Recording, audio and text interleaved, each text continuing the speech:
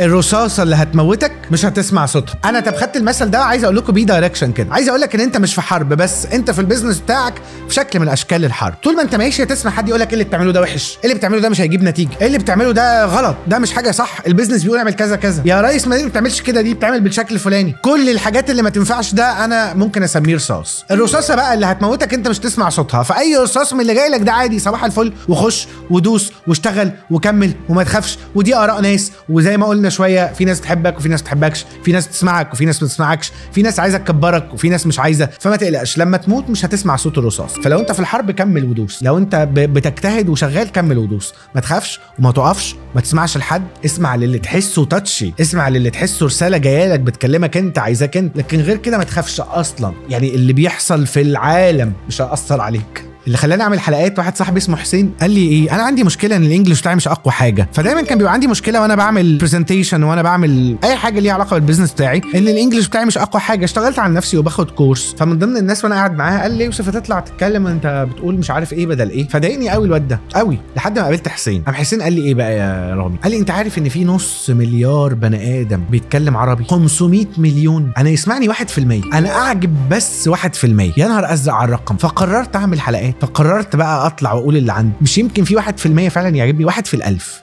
بلاش في المية، 1 في الألف دي لما نشيل من نص مليار، النص مليار دول 9 اصفار صح، لما نشيل 3 اصفار يبقى 1 في الألف ده هيبقى ايه؟ هيبقى 500,000، هيبقى 5 مليون. يا لهوي 5 مليون ممكن يبقى عاجبه كلامي، ده انا ابقى شيخيونير والله العظيم. فالرصاص اللي هتموتك، النيجاتيف فايب، الحاجات الوحشه اللي هتطلع في وشك دي سكيب ات. لو عجبك الكلام ده اعمل لي كومنتات هطلع لك تاني كل يوم.